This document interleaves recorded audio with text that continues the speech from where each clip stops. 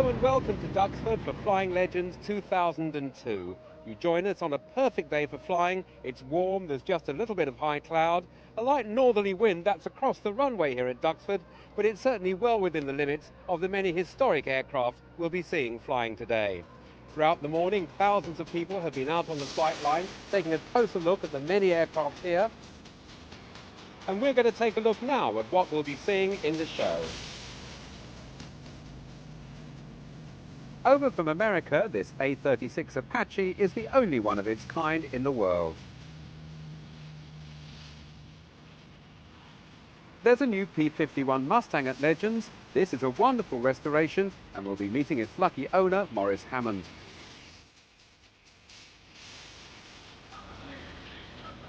We'll be flying with Anna Walker in the Fighter Collection's Booker Jungmeister.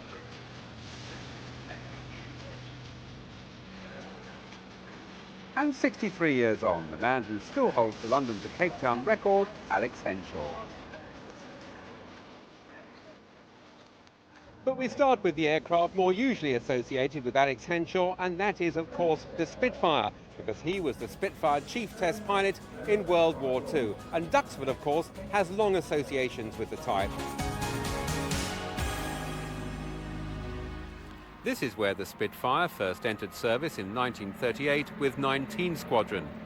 And at this show, we've seen a newly restored Spitfire making its Flying Legends debut. The new Mark 14 Spitfire is operated by John Romain's Aircraft Restoration Company.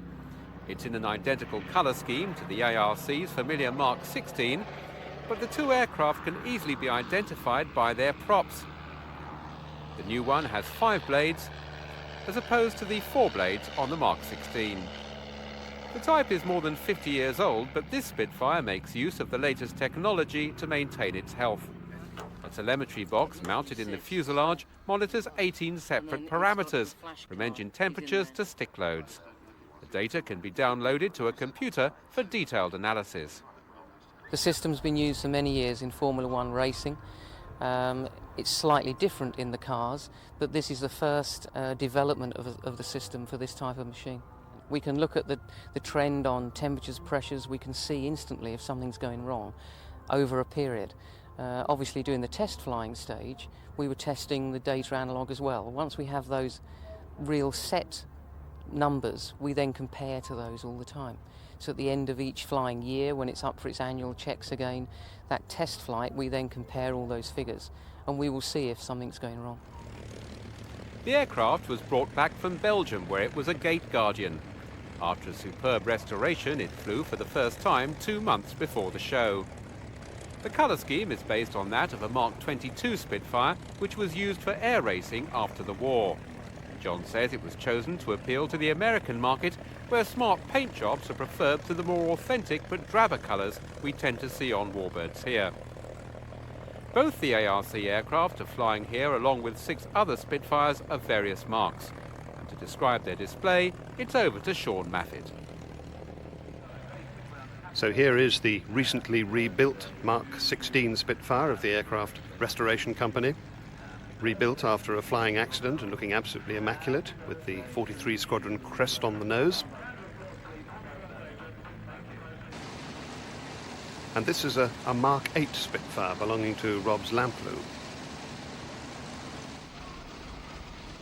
And this is a Mark 5 EP-120 belonging to the Fighter Collection. This one has clipped wings.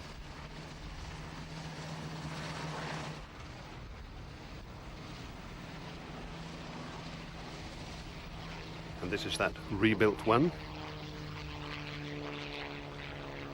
without the clipped wings, normal R.J. Mitchell wing shape. And this is the new one that John Romain was talking about earlier. This one does have the clipped wingtips. The Mark 14 with the big Griffon engine and the 5-bladed propeller. And this is a Mark 9 Spitfire. This was restored 2 years ago at Audley End, and it belongs to the Aircraft Restoration Company. So the first thing we see when all of these Spitfires are airborne is a great big tail chase of 8 of them, following each other through the skies.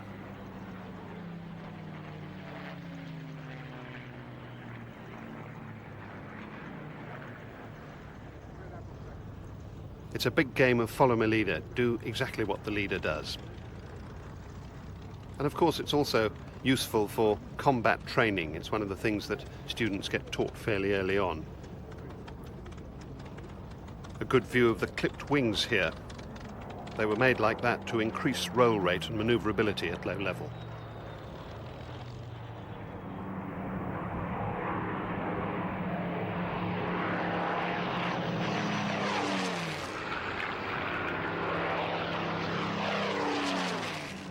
Watching them follow each other around like this, I'm reminded of nothing so much as a bunch of swallows in the evening sun, just flying around, enjoying themselves. One of the interesting things about the Spitfire was that it was the only Allied fighter to remain in production throughout the Second World War, and its development was absolutely incredible. The prototype could do 340 miles an hour back in 1936. The last model Spitfire could do 450, more than 100 miles an hour faster. They went from two-bladed propellers originally to the big five-bladed propeller that we've seen here, and from 1,000 horsepower engines to 2,350 horsepower engines, those Griffons of the later marks.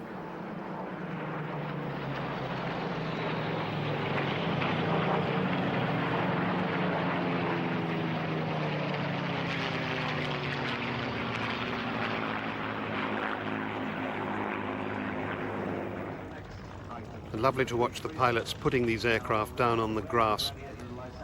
And of course it's always difficult to land on grass because it's not flat and you do often get these bounces, but the idea is to get it down in the three-point attitude. This one's landing on the runway. And a little bit of a bounce there as well.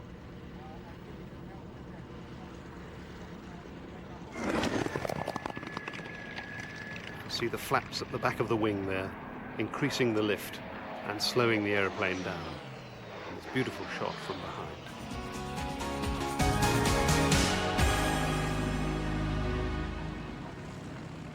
Well, Flying Legends is one of 4 shows at Duxford this year. It is mainly organised by the staff of Stephen Gray's Fighter Collection, which provides many of the aircraft taking part. But this section of the display is given over to the old Flying Machine Company, also based here, and they're the operators of the Breitling fighters. Breitling, of course, have a long record of supporting aviation, and their sponsorship has enabled the OFMC to send aircraft to displays all over Europe this year. In this season, all 4 of the Breitling fighters are in new and more authentic colour schemes. There's a Mark 9 Spitfire flown by Nigel Lamb, a Vought Corsair flown by Keith Skilling,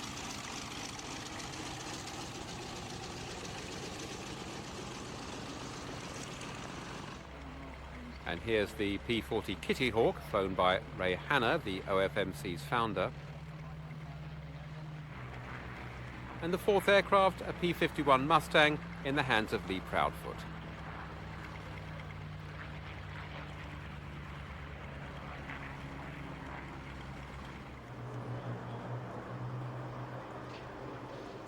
So here are the Breitling fighters coming in from the left, and this really is a superb display of formation flying.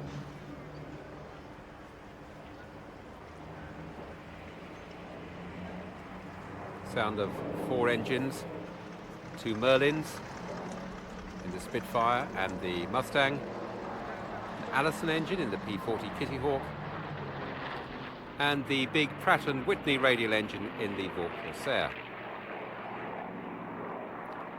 All these aircraft have fascinating histories. The Spitfire, MH434, saw action in the Second World War, flying 79 sorties. It later served with the Royal Netherlands Air Force and the Belgian Air Force. Before coming back to Britain in 1956, it was in private hands by then. And it was bought by Ray Hanna in 1983 when the OFMC was started, and had a major rebuild in 1995, which had many film roles. Corsair served in New Zealand during the Pacific War, and in fact Keith Skilling, who's flying it today, is himself a New Zealander. That's the Mustang there.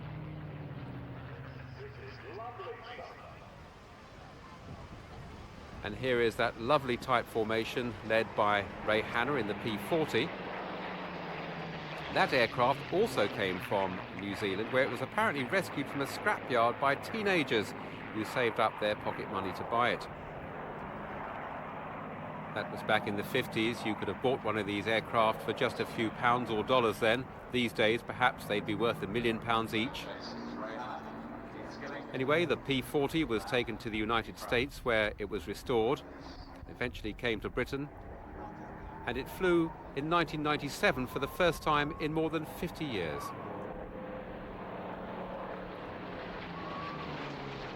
Crank wings of the Corsair there. As for the P-51, well, that of course was built in America, and it served in this country during the war.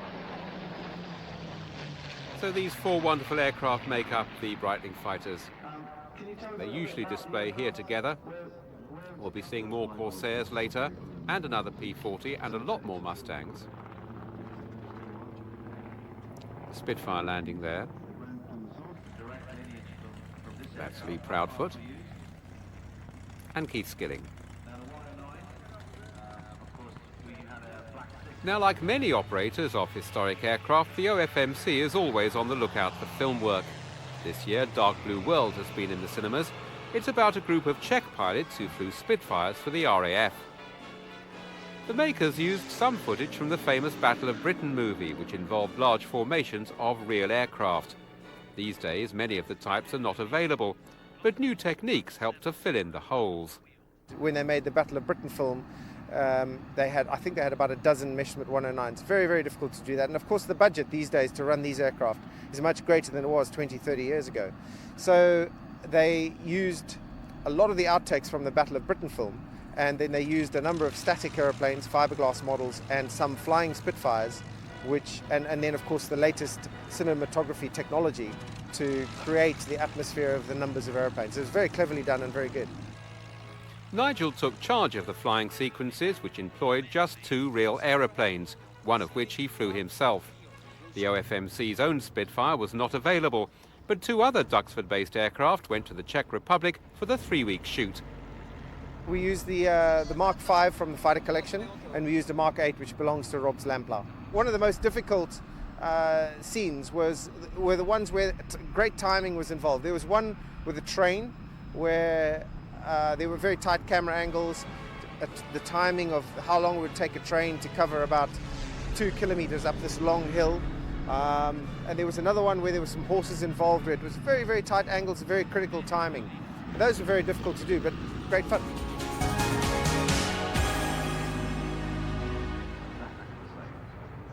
And here's Anna Walker on her way out to the Booker Jungmeister, which she'll be flying for us later in the display. It's actually part of a whole series of German aircraft. The second one is this Tante U, Auntie U, the big Junkers Ju-52, 3-engined excellent aeroplane, sort of equivalent of the DC-3 Dakota. And with this amazing corrugated skin for strength.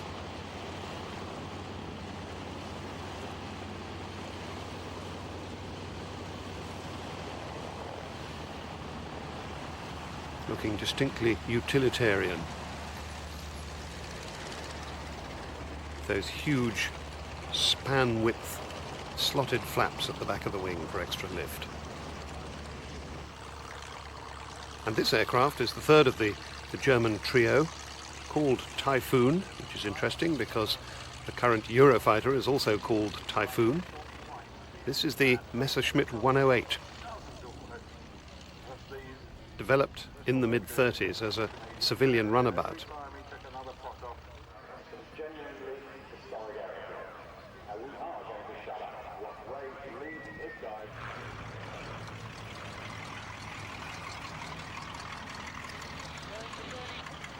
There goes Anna, taxiing in the Jungmeister.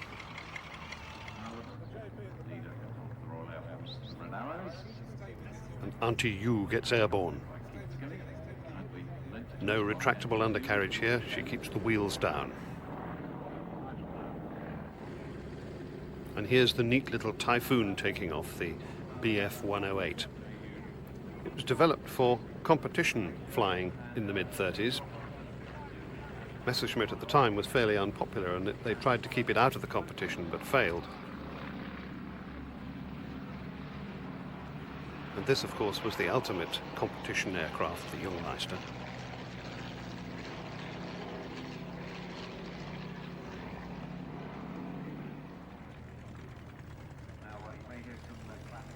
And the Ju-52, one of the great early transport aircraft.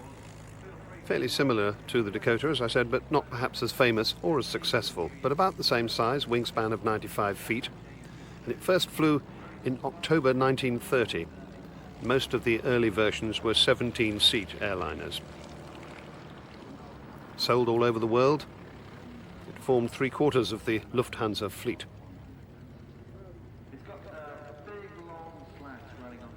And it also became a bomber on the outset of the war. Now the Bf-108, sometimes referred to as the Me-108, and the confusion is that Me is short for Messerschmitt, Bf is short for Bayerische Flugzeugwerke, which was where the factory was.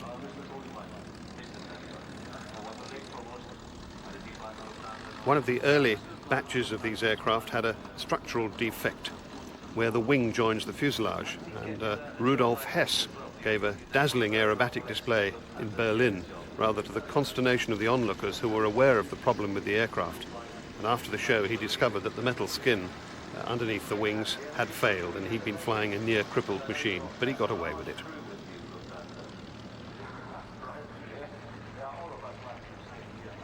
Experiencing a fair amount of negative G, and in a routine like this, you can go from one to the next fairly quickly. And here is Anna Walker in the Fighter Collection's Jungmeister. One of our cameras is on board with her, and she'll be talking us through her display. I dive in for speed, and I'm looking for 120 knots for the double avalanche I'm going to do. So I pull a half loop, and I do a double flick, which brings me down on the vertical down, on to the rudder there, correcting for the vertical. And I pull up for a reverse half Cuban, which is half a loop and a roll, so that I'm facing back where I was coming from. I'm looking for 100 knots now for my stall turn. I'm just positioning it there for the drift. It's quite an off-crowd wind. A stall turn, vertical, just before the plane stalls. I kick it around to the left, and do a double flick on the way down. And I've lost at that point about 500-600 feet from where I started, just because all these maneuvers at the beginning of the sequence are all quite high energy. And I'm pulling up for a Cuban 8. So this is the first half of the Cuban 8, it's a half Cuban, so roll back down the 45 line. And at this point I'm looking for the shape of the maneuver and also the positioning. So I'm floating over the top and then looking for the 45 line again, accelerate down and pull. And I'm not pulling more than 3.5 G at this point. But I'm always correcting the drift and trying to do it as most discreet way possible, so people don't realize there's another barrel roll. People don't realize that I'm actually correcting for the drift. So when I pull up, I have a little bit of rudder so the plane is actually drifting across the sky. And at this point, I'll be pulling towards the crowd when I'm inverted. So when I roll out, I'm closer to the crowd again. A plane like this is very susceptible to wind, any sort of crosswind. You see me starting a rolling circle to the left. This is the first quarter. And the second quarter, I should be facing 180 degrees from where I started. And this one, I would be facing the crowd. And again, I'm motoring up into the wind to finish off as close as possible to the same point I started. And it's one of the maneuvers, it's a great coordination maneuver because you have to use all the controls all the time and basically point the aeroplane to where you want to be. And it's just a a normal slow roll after the rolling circle.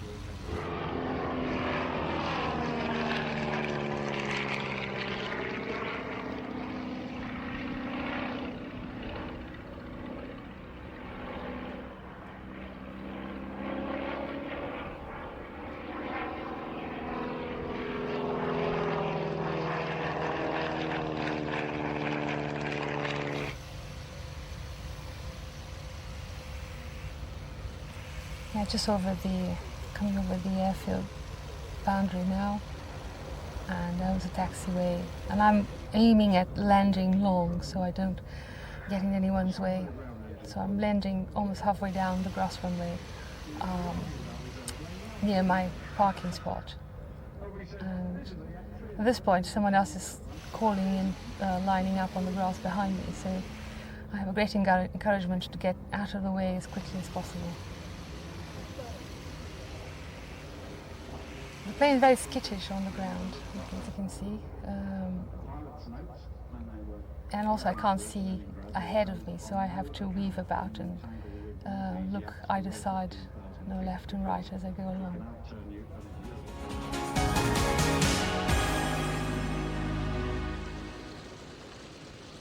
Flying Legends features some of the most powerful and glamorous aircraft of the piston era, but the portly Wildcat isn't one of them. This one's owned by the Fighter Collection, and we see it here every year. Today it's being flown by Air Marshal Cliff Spink, still very much an active pilot after a long RAF career. The Wildcat often seems eclipsed by its sleeker stablemates, but its importance during World War II was huge. Cliff loves this aircraft, and before the show he spared the time to sing its praises.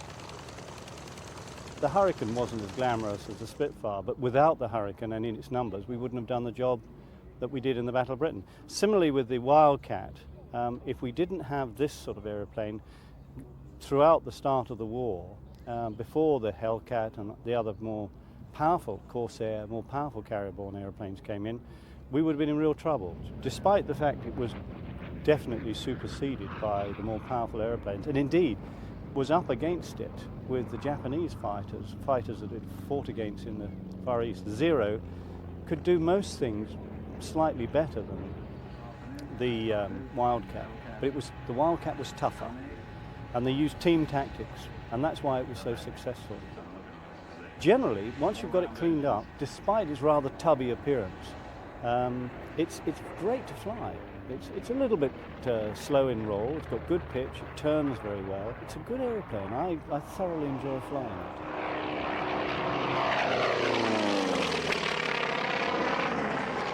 If you've got a bit of a crosswind, it can feel a bit squirrely, and it is a bit squirrely. The other thing about it is you've got to be a little bit careful that you don't run out of back tail on the approach. You do tend to get right on the back stick. So if you don't get it set up properly, you can suddenly find yourself wondering what to do next with the control column right back, and then you're only way out a little bit of power, get some blow over the tail.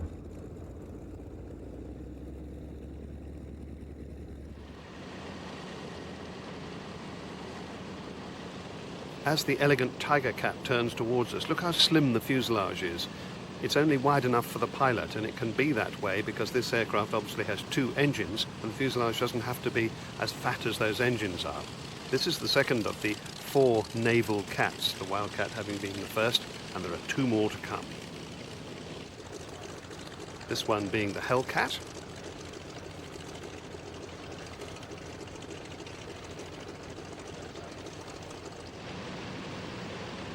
And finally the Bearcat. There are 2 of these in the formation, one belonging to the Fighter Collection and one from France.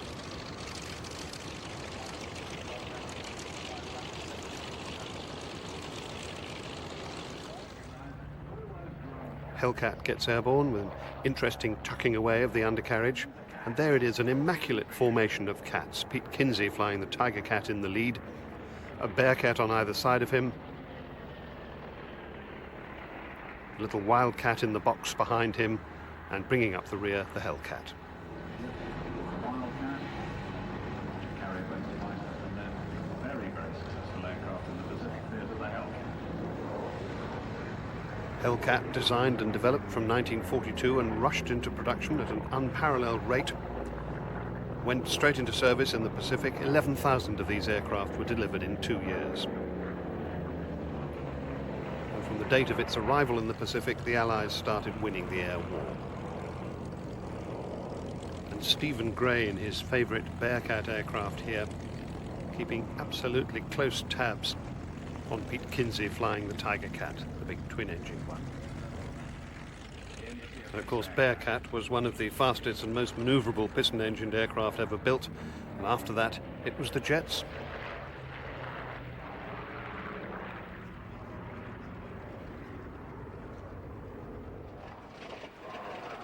And continuing the naval connection, more big beasts of the jungle, the Sky Raiders.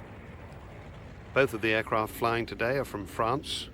We do usually see one from the fighter collection, but that isn't in this year's display. Taxiing out with some Corsairs, and like all tailwheel aircraft, wiggling as they go so that the pilot can see what's ahead of him. Two French Sky Raiders take off together from the grass. This one in the colours of the US Marines,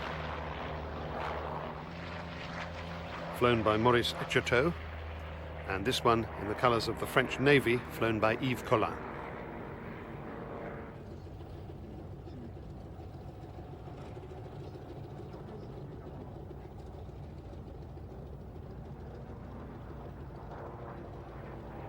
Huge aircraft this for a single seat, single engined. 3,000 horsepower of the single right engine, and 50-foot wingspan. Compare that to a Spitfire, which is only 36 foot. Planned in 1944 as the first single-seat torpedo dive bomber, but actually turned out to be a very versatile aircraft. There was an anti-submarine version of it, there was the original dive bomber, there was an airborne early warning, and there was also one that located and protected downed flyers. It was particularly useful in the Vietnam War. It would find a pilot who'd crashed his aircraft, would look after him, protect him, and then direct a helicopter rescue to him.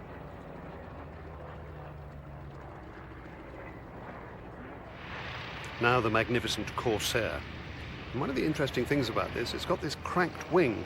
One reason for that is that it's a huge propeller, more than 13 feet in diameter. And of course, you need to keep that off the ground, which would normally mean a long undercarriage.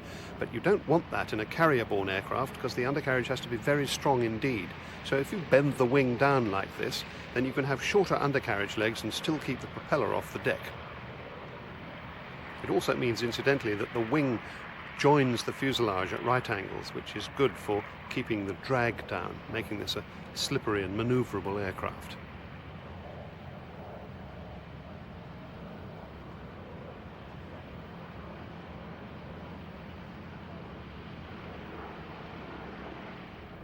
So the rare sight of 4 Corsairs in immaculate formation at Flying Legends.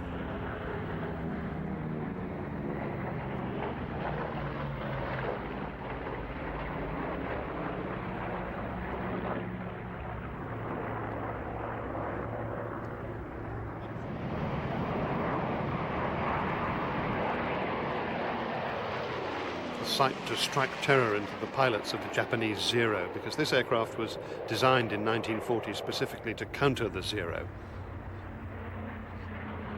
At the time of its design, it was the fastest and most powerful fighter ever built. It was the first US warplane to exceed 400 miles an hour.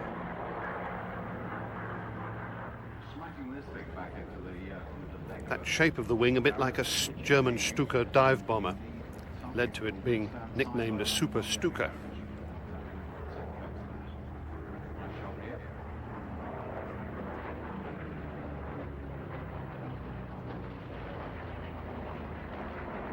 Corsair was described as a flying destroyer, as it was able to dive through a hail of machine gun bullets and sink an enemy cruiser with either a torpedo or with bombs. As well as being delivered to the United States forces, They also went to Britain and to France and to New Zealand and some South American countries. This one is in Royal Navy colours.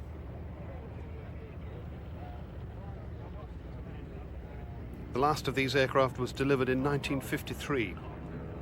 Still an important element of United States air power in the Korean War in the early 50s, and in fact a Corsair even shot down a MiG-15.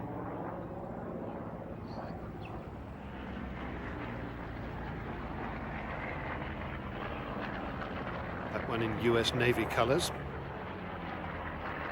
So an outstandingly successful US fighter. In fact, it had the longest production run of any American piston engine fighter. More than 12,000 of these were made.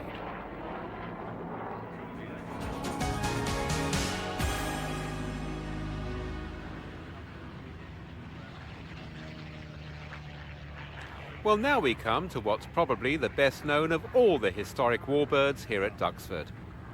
The B-17 Sally B is enjoying another full display season.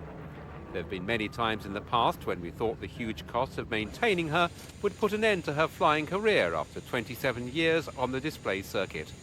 But Sally B, or Memphis Belle as she's also called, is running better than ever.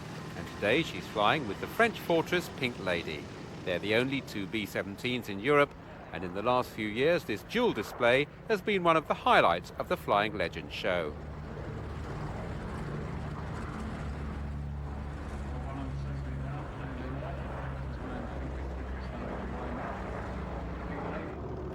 Sally B is named after her operator Ellie Sallingboe, and her number 3 cowling carries the colours of her late partner Ted White, who was killed in a crash. This aircraft is a great credit to Ellie and the many fundraisers and sponsors who keep her in the air. But Ellie is worried. Even at a time of almost zero inflation for most of us, the costs of running Sally B continue to mount. How long can they keep going? It would cost approximately $300,000 a year, but at the moment we managed to raise about just under 2. But it is just, everything is just gone so expensive. You just cannot move without there being new regulations, new increases in this, increases in that. And don't forget, we've got our own engineering company, we've got our own operation company, we've got a big 4-engine bomber, and I mean, it just costs an awful lot of money. The biggest problem at the moment is insurance. The fallout from September the 11th has left its mark on all aircraft operators. Ellie has been forced to drop hull insurance, although Sally B still has to be covered for third-party risks. The insurance companies have gone crazy. This 3 years ago, we paid for hull insurance, third-party, crew insurance, everything else. We paid about £10,000. Today, for all that, we would cost about 50. And there's just no way. Insurance has become a big talking point in the warbird business. The owner of the fighter collection, Stephen Gray, believes the underwriters have overreacted. It's difficult to see how events in America have increased the risk of operating this type of aircraft. I'd like to see the terrorists who could start some of the airplanes we've got, let alone use them effectively in a sort of terrorist manner. In some ways it's very absurd, but what goes up sometimes has to come down. And I think the insurers are actually driving people out of this area right now, and they're certainly not getting the premiums that they expected from it, and it could be that they're obliged to change their minds one day. I certainly hope so. Thank you very much, all of you. The airplane's future is under threat at the moment. And here, flying with the two B-17s, is the Fighter Collection's P-47 Thunderbolt, the most powerful piston-engine fighter of World War II, and often used as an escort for bombers like the Flying Fortress. Display organisers would expect to pay roughly the same for a P-47 as for a B-17, around £3,000 for a slot. But of course, the B-17 with its 4 engines is far more expensive to fly and to maintain, and that gives some idea of the economics that face the operators of these very large aircraft. Their long-term future rests on the support of rich benefactors, sponsors and charitable enthusiasts. Plus, of course, the team that looks after the parts the public can't see. You always think the winter maintenance is going to be that much easier. If you go back to the last, say, even 3 years, the year before we were doing a big structural sample on the tile and found corrosion on one of the booms, which would meant quite a big repair. So we thought that's out of the way now, it's pretty good. Now this year we had a real major inspection on the spars that was issued by the FAA. So that took a lot of work and a lot of contacts we had to get that all together, but we succeeded without too much of a problem in the end. And what sort of condition were the spars in? They were good. The bolts hadn't been out since it was built, I guess, 50 years ago, and some of them was as good as the day they were put in. Some did show signs of a bit of corrosion, which we replaced with up-to-date spec bolts, which are much higher spec than the ones we took out. So in theory, the aircraft is now stronger than the bolts we took out.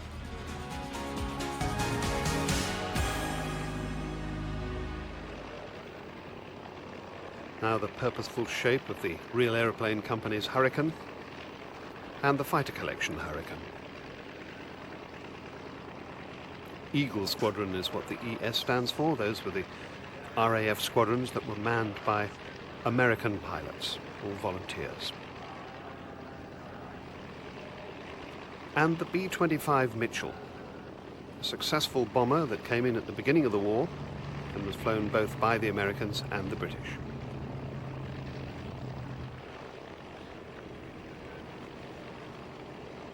We're noticing an increasing tendency at Flying Legends air shows to see formations of perhaps unlikely aircraft together.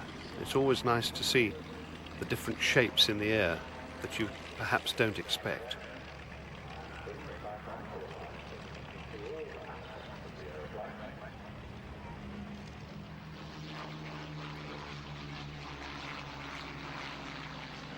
Hurricanes get airborne off the grass.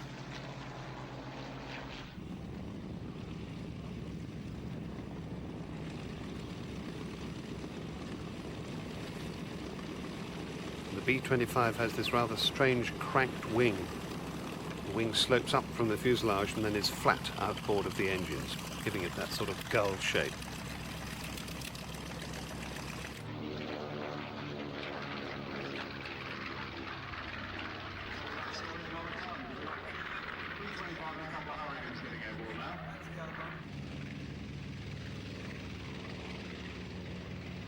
The B-25 Mitchell gets airborne off the concrete runway. Tricycle undercarriage, quite rare at the beginning of the war.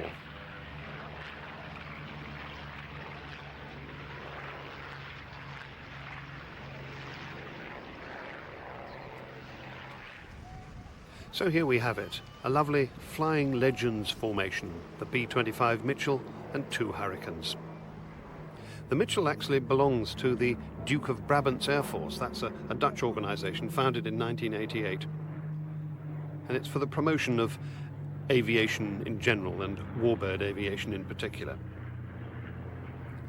This Mitchell is the flagship of their fleet.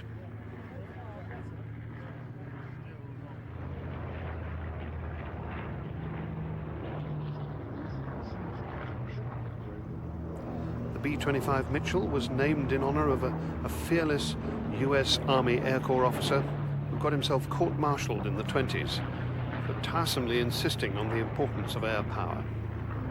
Not very popular in an Army Air Corps. Really showing the lineage of this.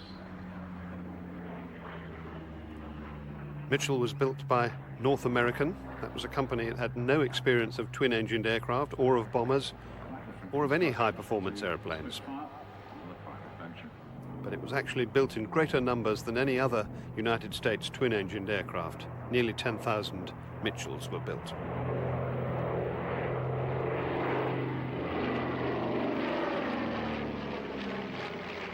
Quite manoeuvrable for a bomber, high angles of bank. Hurricane keeping up nicely and then rolling away out of the formation. There's that seagull wing.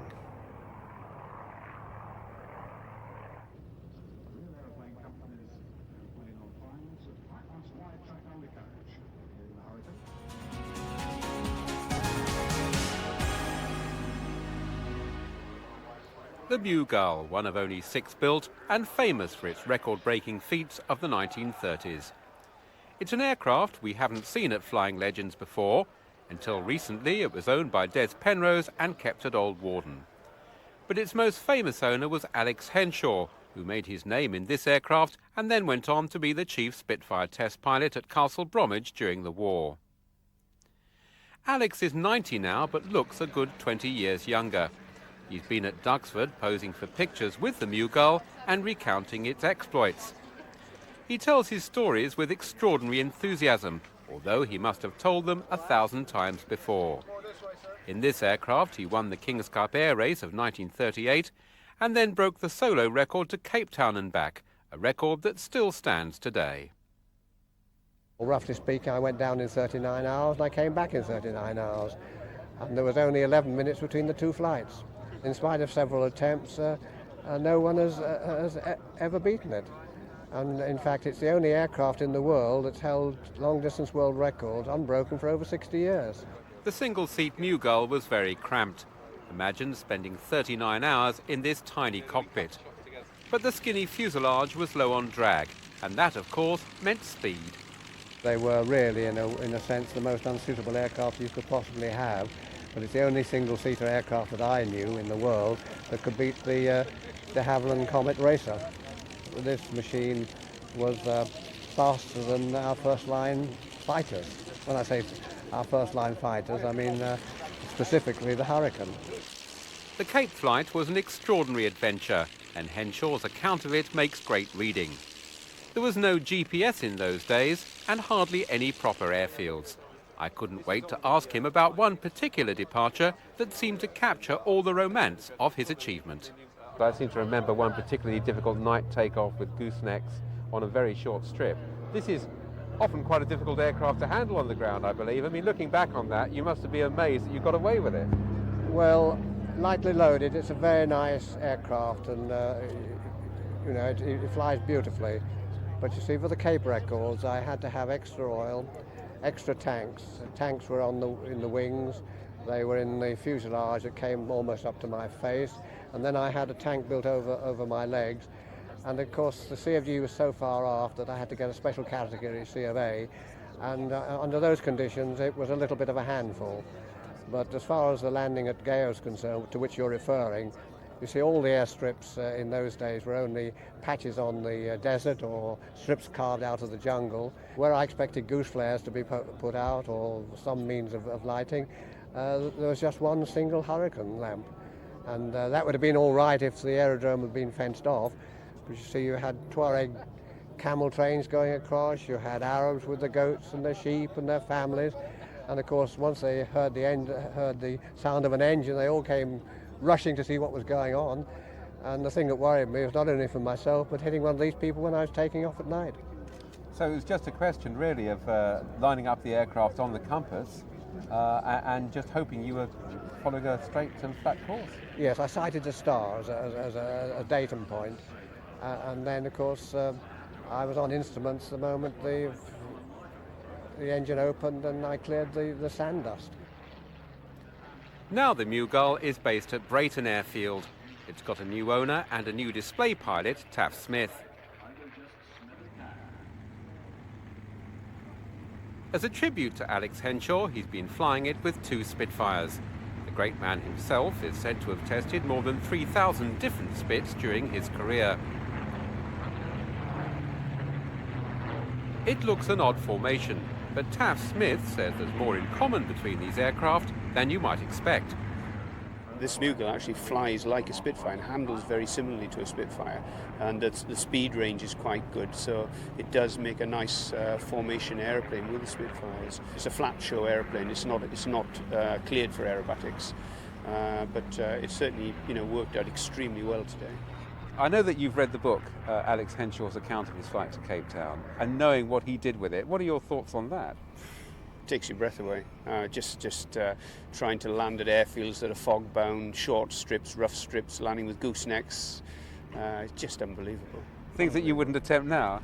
It's just awesome, isn't it? The guy shouldn't be alive. How did you find it when you first started flying it? It's very similar, in fact, to flying a Spitfire. The forward vision leaves a lot to be desired. So landing, for instance, is quite interesting because it's a curved approach to land, and you actually lose a lot of the runway for quite a long time, and the clues as far as your peripheral vision is concerned are picked up quite late. It's a very tiring aeroplane to fly. Obviously it'll rattle on at 200 mile an hour, but in terms of actually flying it, you can fly it hands off and it trims out nicely, but you're constantly reminded that it's a little airframe, there's not a lot of flex in the wings, and it transmits every bump through your backside and up to your head.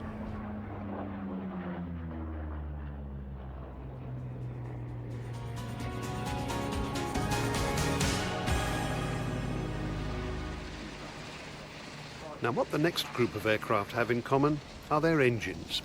This is the Bristol Mercury. Powered several aircraft in the mid-30s.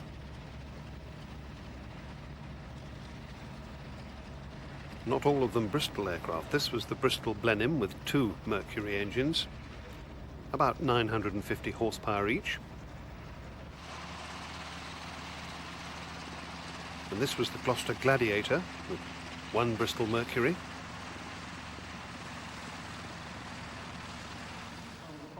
The Blenheim takes off from the runway. It's painted in the colours of 82 Squadron. That was a 2-group Bomber Command Squadron stationed at Watton. And those identification letters, NUX, are of that squadron.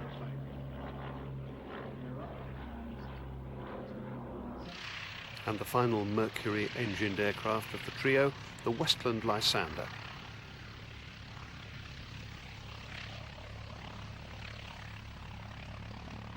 Gladiator takes off, and these are the colours of the Royal Norwegian Air Force.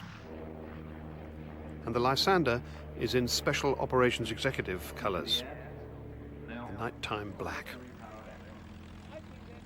So here is the Mercury formation, 4 of these historic engines flying together.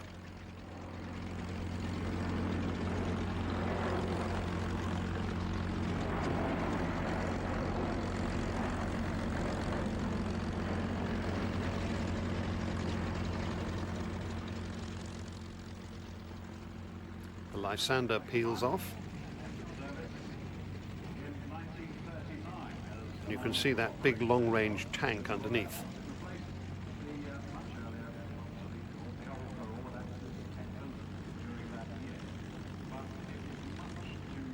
And the step ladder still in place on the left side of the fuselage. Strange shaped wings actually sloping forwards at the root. All to do with having very good low-speed handling qualities. Of course, that was what made this aircraft so useful, because this is in the days before helicopters, but this aircraft could get into very small fields.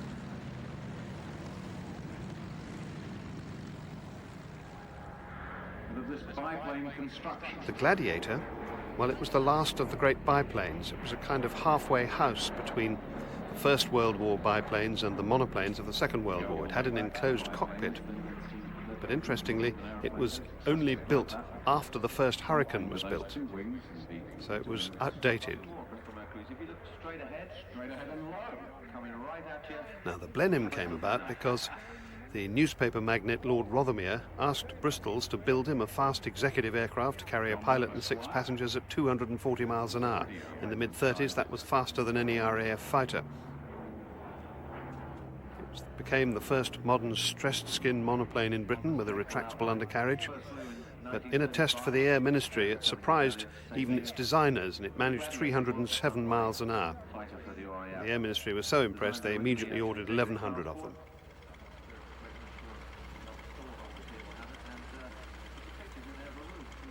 Blenheims achieved all sorts of firsts. The first sortie of World War II in September 1939, the first bombing raid of the war against the German fleet of Wilhelmshaven, first attack on the German mainland, first aircraft with air-to-air radar in the world. It was in 1939.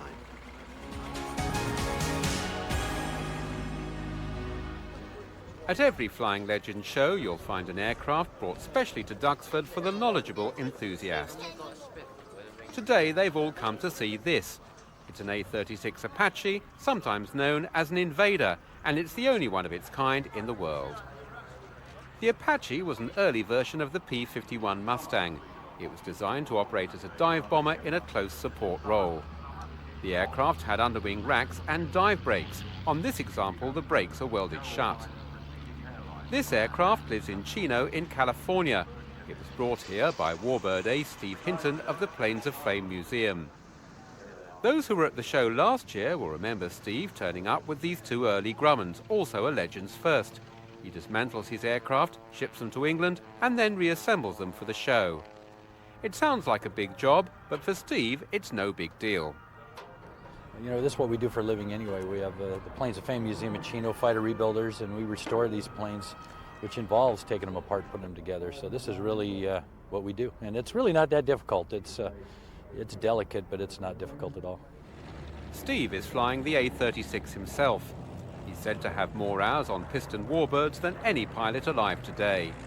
He's one of the big names at the Reno air races and known for his work on many films, including the spectacular Pearl Harbor, for which he was aerial coordinator. Despite all this, he regards the Flying Legends show as the world's top warbird event. Well, from my experience, the air show here at Legends is the #1 warbird show that you can see anywhere. The atmosphere here, you know, the countryside, you people from this country really take it for granted, but you won't find the airspace that is available here for Duxford and the environment that's been created by the Imperial War Museum for a better display, for viewing and for participating. And the variety of aircraft here are really unequaled anywhere. Well, here's the kind of Mustang that we're more used to seeing, the P-51D, Damn Yankee from the Dutch historic flight.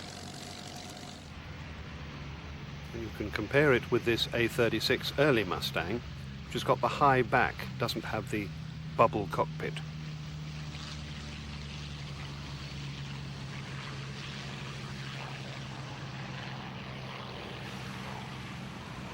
And here is Steve Hinton at the controls of the A-36 Invader.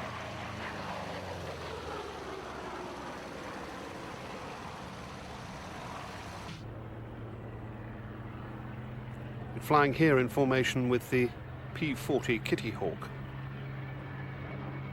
This Kitty Hawk belongs to the fighter collection and it's flown by Dave Southwood. Now both of these aircraft have the Allison V12 engine, which is a similar sort of engine to the Merlin, but later Mustangs all had the Merlin engine, which made a much better performer out of the aircraft than it had been with this Allison engine.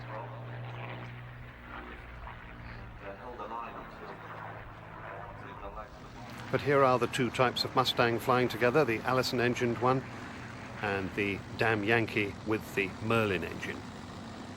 And flying like this, you wouldn't think there was any difference in the performance.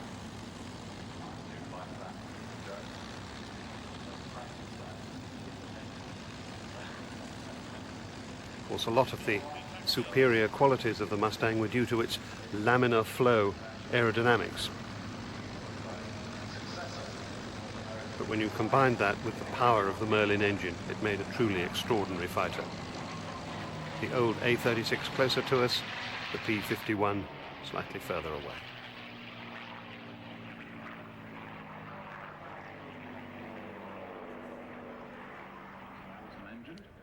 Well, now here's a really confusing formation, because on the far side is the A-36 Invader that we've been looking at, but nearer to us, with the two engines, is the A-26 Invader. Same name, totally different aircraft. This A-26 was ordered by the US Army Air Corps in May 1941, and it went on to serve well into the Vietnam War, so an extraordinarily successful aircraft, and in fact quite a lot of these aircraft are still flying today as firebombers.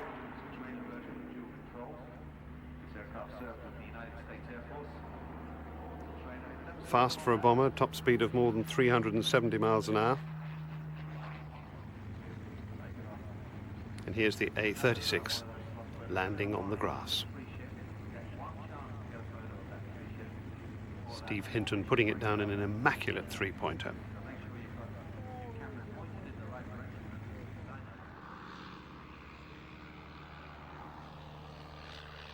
Well, this year there's a new P-51 Mustang joining the lineup, with a pilot making his debut at Flying Legends.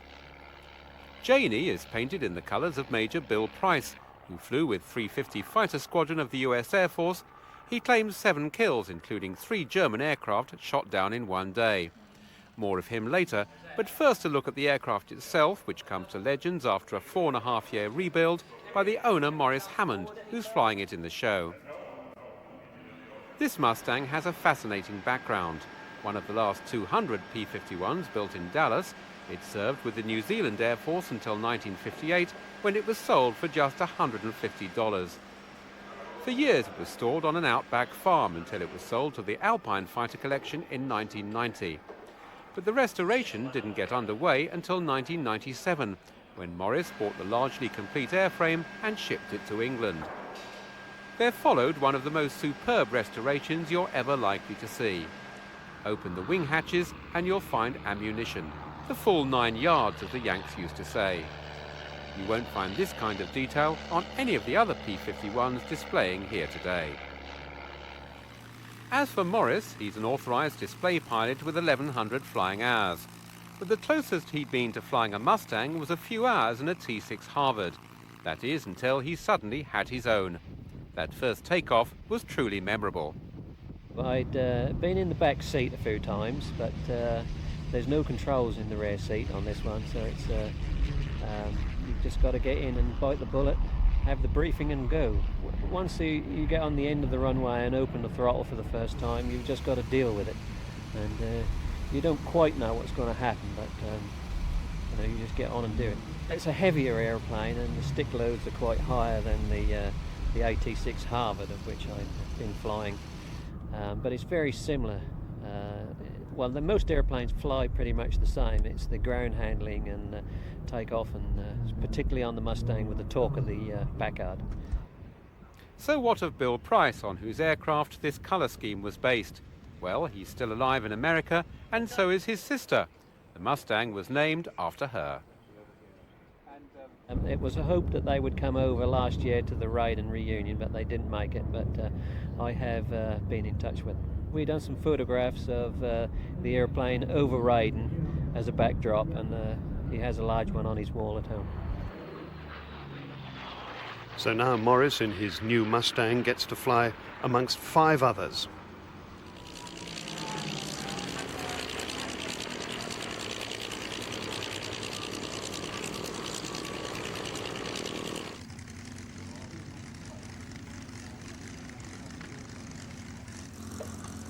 So this aircraft, Miss Helen, belongs to Rob's Lamplugh and is flown by Pete John. Big Beautiful Doll is owned and flown by Rob Davis.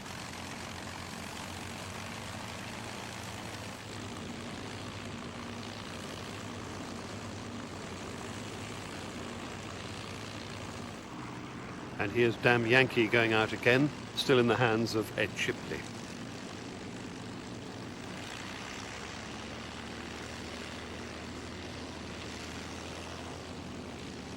See how wide the track of the undercarriage is, makes it more stable on the ground than the Spitfire, because of course those wheels retract inwards.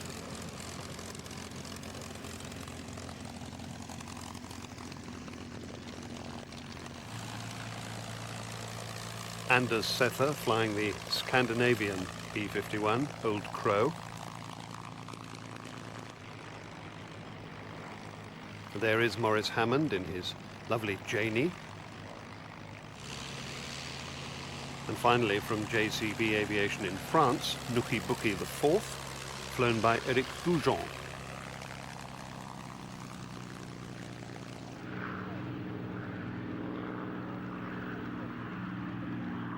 The Mustang Weave.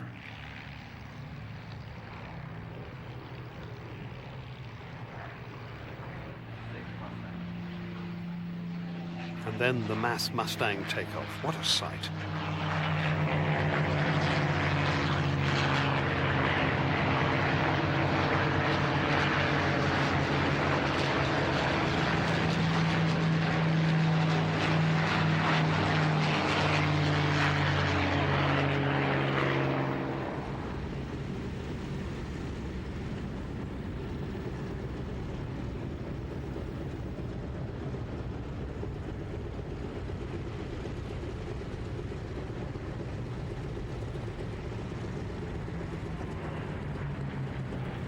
We've already referred to the laminar flow aerodynamics of the Mustang, but that was responsible for its very high maneuverability. It was a very slippery aircraft. It didn't have much induced drag about it at all. And this agility was comparable to that of the Spitfire, and it could actually go faster than the Spitfire. But the really extraordinary thing was the range of the aircraft, and that was enhanced by carrying disposable drop tanks under the wings. These little drop tanks were made of plastic and pressed paper. And that meant that Mustangs could escort the American day bombers all the way to Berlin, unlike any previous aircraft had been able to do. So it's true to say that Mustangs were instrumental in establishing Allied air superiority over the heart of Germany.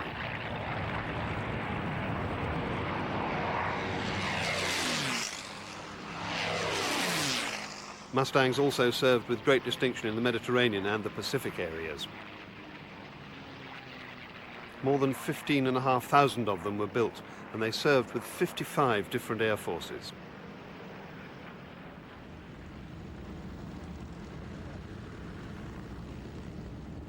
There are probably more Mustangs worldwide than any other piston-engined warbird still existing. And in fact, in the hands of Steve Hinton, one particularly well-modified one established a world speed record for piston aircraft in 1979, and that was 499.046 miles an hour.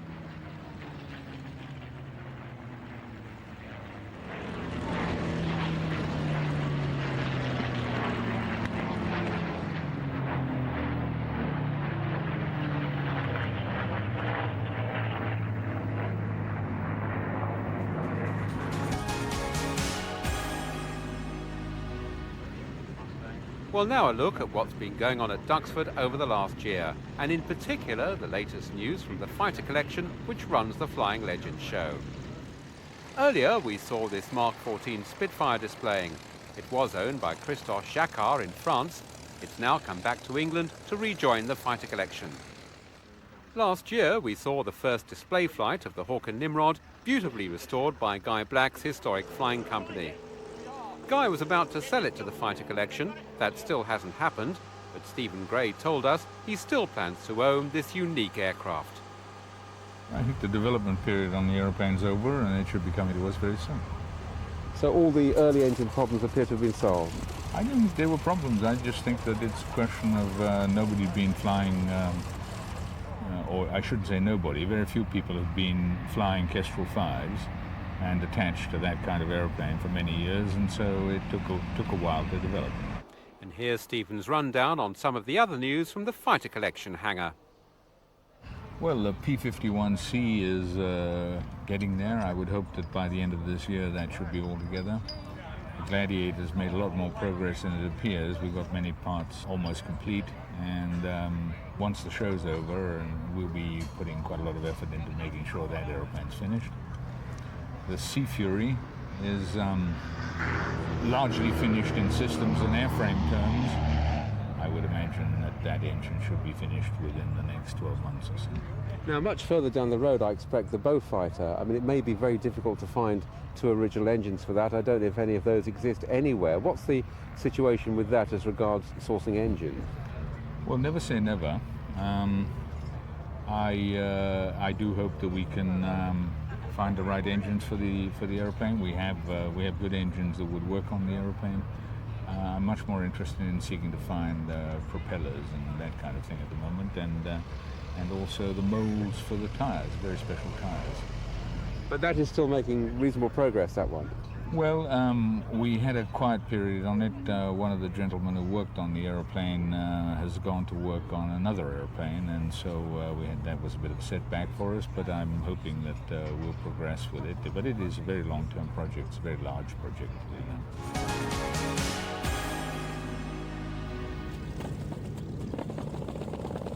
Well, as ever at Stephen Gray's Flying Legends air shows, it all ends with a fantastic balbo, an amazing bunch of 34 aircraft in the air together.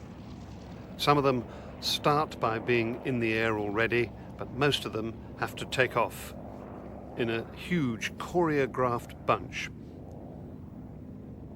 They all have to get themselves to the runway in the right order. And some take off on the grass and some take off from the concrete runway. The man who designs it all and leads the whole thing is Pete Kinsey in the Tiger Cat. And as he takes off from the hard runway, he's followed by the other cats.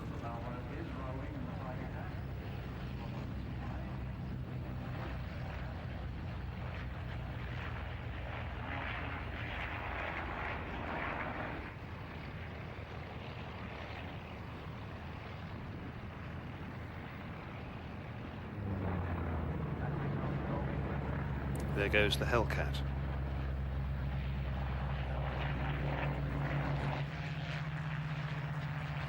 And then some of the Mustangs, the ones that aren't already airborne.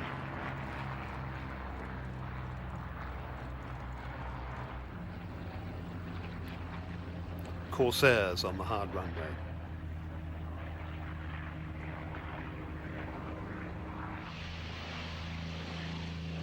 There goes the A-36 off the grass.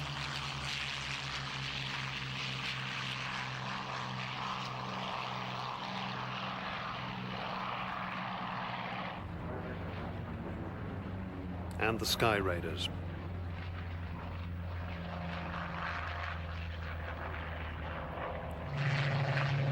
And then it's the turn of the Spitfires.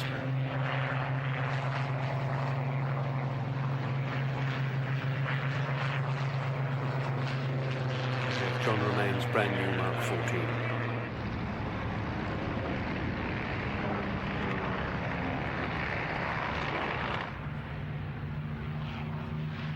And here is Rob's Lamplu's Mark 8 Spitfire getting airborne in the colours of 145 Squadron, the first operational Spitfire unit in North Africa.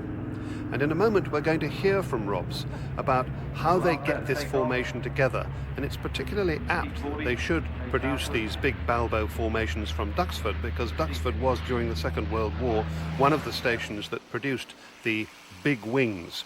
And we now see how difficult it is and how long it takes to get these formations together so that in the wartime they would have been able to attack the Germans in their big wings. So let's now hear from Rob's Lamplu. Charlie Brown leading me here, and we're looking also for another Spitfire Mark 9 and a Hurricane that will make up R4, which is one of the sections of the Balbo. I take up my position on my leader. You can just see him on the left-hand side of the shot. Then the third person in the formation will take his positioning and distance from me. And in the fourth position, because our section is 4, there is in fact a Hurricane, and he's really got the tough job, because not only is it difficult to do, you get in a lot of wash from the other aeroplanes. It's like waves in the sea. The air, when it is rippled, moves and it moves back. So those aeroplanes in front of us are giving us a tough time where we are. And to fill in the time while we're waiting for the formation to get itself together, Stephen Gray comes back in his favourite Bearcat and performs his traditional role as the Joker.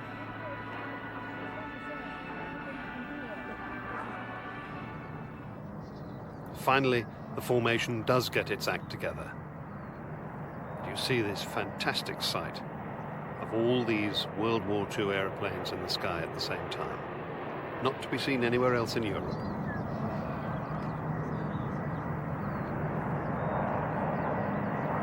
You can see the twin-engine Tiger Cat at the front there with Pete Kinsey.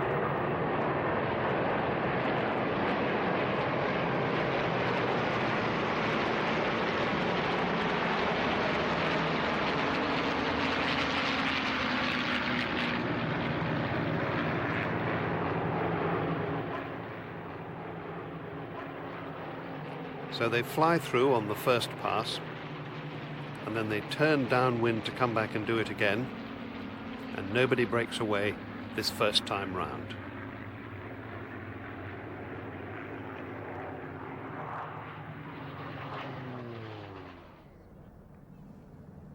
And it's on the second time round that we will expect to see some of the aircraft break away from the rear of the formation. But while they're getting the whole formation round to come by again, Stephen Gray is back in the Bearcat. Coming to land, Stephen's still keeping his entertaining. So here's the formation coming round for the second time.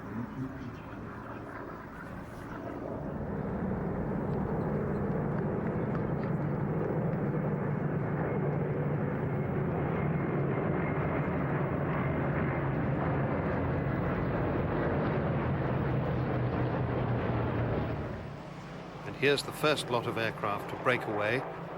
They're running in as a section and braking individually. So they space themselves out on the downwind leg. Here's the second section coming in to run in and brake.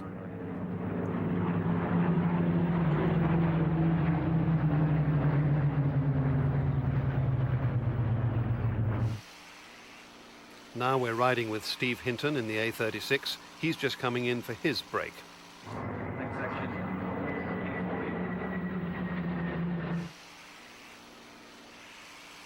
See him watching for the person on his right braking. There goes the Spitfire, and there he goes in his brake, keeping his eye on the aircraft in front of him.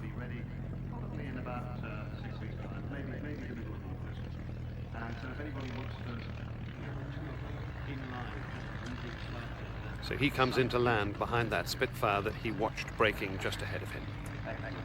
And now we can rejoin Rob's Lamplugh for his run-in and brake. 4 of us in close formation, 3 Spitfires, trailed by a Hurricane in the middle of the box. Here we come, the threshold of the runway is appearing on the left side there. There are the spectators, we're in close formation, and we will brake in order. They're number 1 braking. I'm number 2, so I'm tilting and going underneath him. See me looking round to the right, checking his position to make sure he's clear of me. Number 3 will be similarly doing the same at this point, as will number 4. I will now reduce my speed back below 160 miles an hour, which is my flat limiting speed, and as I come down I will control my speed so that as I cross the boundary I will have approximately 100 miles an hour. I will then try and 3-point the Spitfire. There are the buildings on the left. The technique with the Spitfire is that I'm pulling the nose higher and higher as the speed decays. There are the spectators' cars. I'm coming in over the threshold. The nose is getting higher. There was the taxiway coming up, and I'm feeling for the ground. There it is, the runway numbers. That's it. We've touched the ground. We've done it again. Yes, here we are. You can see me bouncing up and down in my seat. It's not very smooth, but the plane has hydraulic shock absorbers on the undercarriage, and I'm letting the plane roll forward, keeping straight ahead because there are other planes simultaneously landing either to my left or my right. So there it is, another Flying Legends Balbo safely completed. Says a lot for the professionalism of the pilots who do this, because remember, they don't do this very often, or really only once a year. It's a huge piece of organisation, and it has to be organised totally with safety in mind.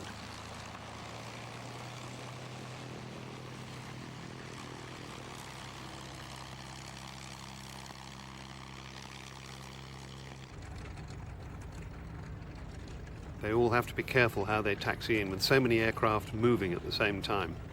But of course the other thing is, as they come past the crowd, everybody wants to applaud, and the pilots are ready to acknowledge that.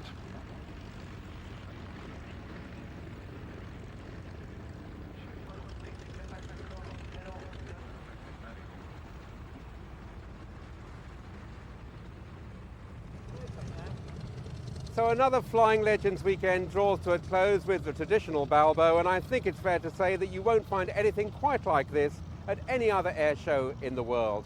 As we've heard, it's getting more and more expensive to operate these historic aircraft, and each year there seem to be more restrictions on doing so. So it's a great credit to Stephen Gray and the Fighter Collection, and of course to the Imperial War Museum, that this special part of Britain's history is preserved. We've certainly enjoyed the weekend. I hope you've enjoyed the video. We'll be back at Duxford next year, but until then, goodbye.